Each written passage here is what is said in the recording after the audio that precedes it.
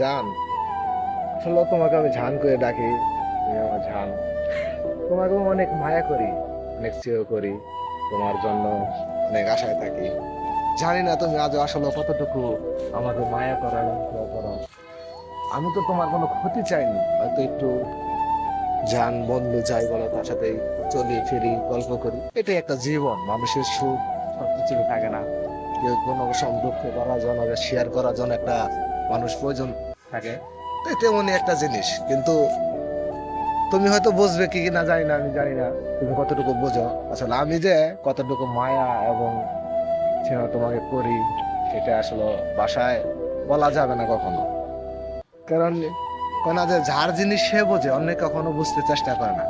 আমার ব্যথা আমি বুঝবো, তুমি কখনো বুঝবে না। তুমি হয় তোমার সাথে শেয়ার করলে হয়তো তুমি অনুভব করবে যে এই জিনিসগুলো আসলে কি, কিন্তু তোমার ব্যথা তুমি বুঝো, আমার ব্যথা আমি বুঝি।